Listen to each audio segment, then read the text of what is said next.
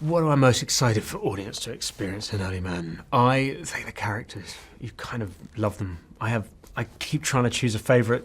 I jump between Hognob and Bunny.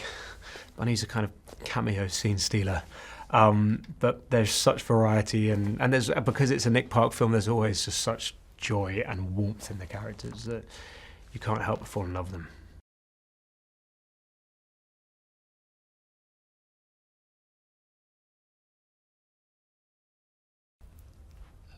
Doug and Hognob they're just best of pals. They kind of they've done everything together. They hunt together. They spend most of their life together. They have a kind of symbiosis, and Hognob is slightly more intelligent than Doug and gets him out of sticky situations. So he's kind of Hognob's. He's not. There are certain things he's not allowed to do because of the fact that he is a hog. But throughout the film, even those prejudices get thrown away. So they're like a double act, and I adore them both.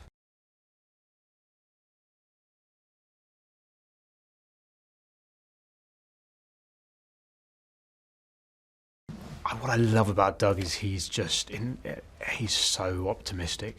He finds joy and humour and excitement in pretty much everything. You can see from how sort of wide-eyed he is. That was quite a good inroad into finding his voice, because everything is amazing, and that was fun to play.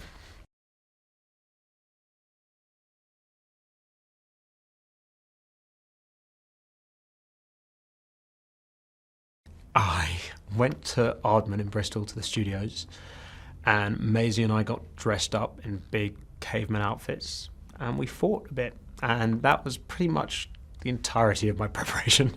And then it was sitting in a booth with the genius that is Nick Park and playing. It was just a huge amount of play.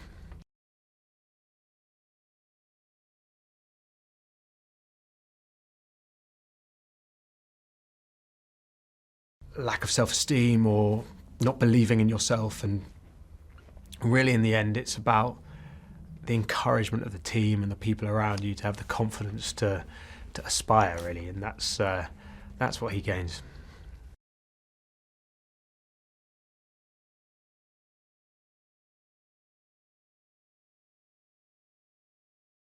I love working with Nick Park. I would pay a huge amount of money to do it again, if I possibly could. I think he just has this amazing mixture of qualities of a kind of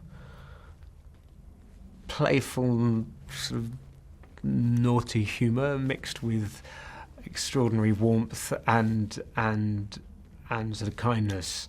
But also he knows exactly what he wants. So he allows you to improvise around things, but at the same point he also really hears it, and so you feel like you're in strong hands.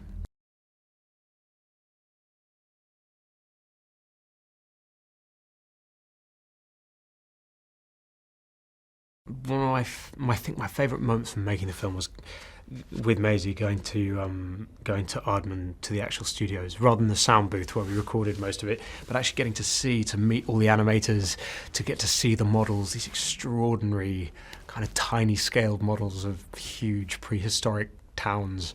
It was mind blowing.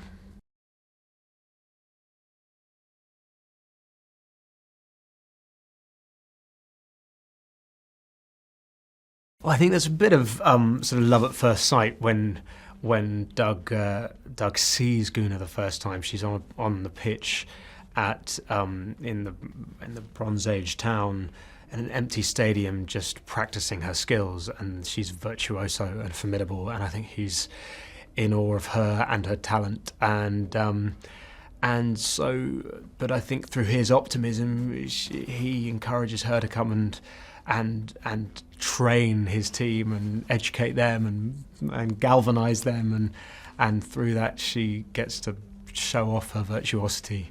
So yeah, it's an amazing friendship there.